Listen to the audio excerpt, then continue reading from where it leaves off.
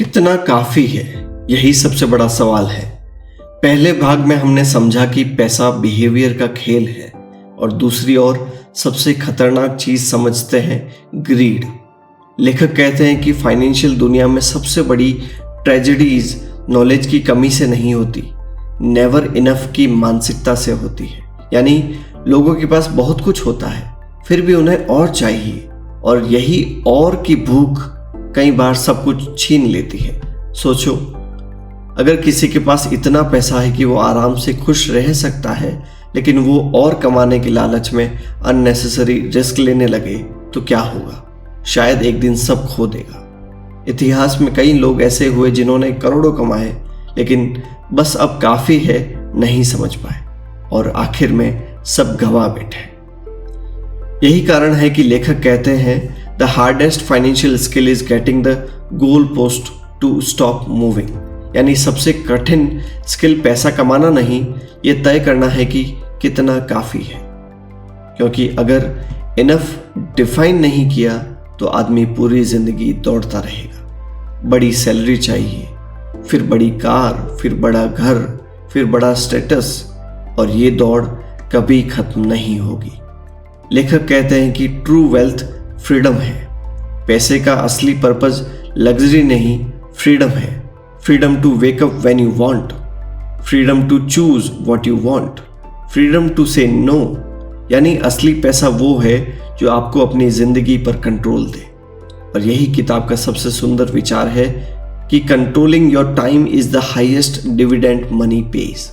यानी पैसा आपको सबसे बड़ा फायदा क्या देता है? समय पर नियंत्रण। जब आपका समय आपका हो जाता है तभी आप वास्तव में अमीर होते हो। अब लेखक रिस्क की बात करते हैं। हम सब चाहते हैं कि लाइफ प्रिडिक्टेबल हो, लेकिन मनी और इन्वेस्टिंग की दुनिया अनप्रिडिक्टेबल है। कभी मार्केट ऊपर, कभी नीचे, कभी लॉस, कभी गेन। इसलिए लेखक कहते हैं रूम फॉर एरर ऑलवेज रखो। यानी हमेशा सेफ्टी मार्जिन रखो।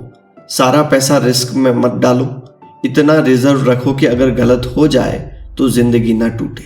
ये लेसन सिर्फ इन्वेस्टिंग के लिए नहीं, लाइफ के लिए भी है।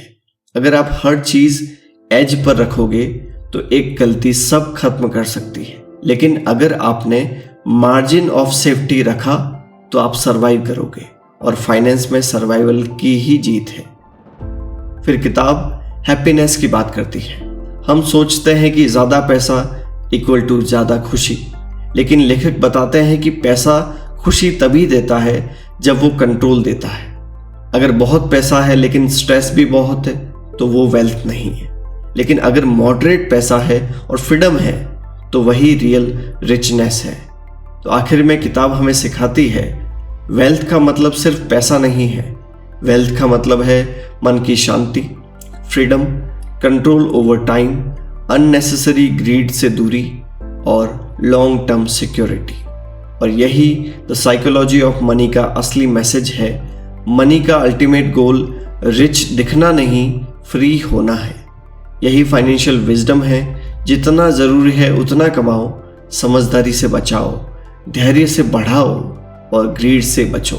क्योंकि आखिर में सबसे अमीर वही है जिसे पता है कि उसके लिए कितना काफी है।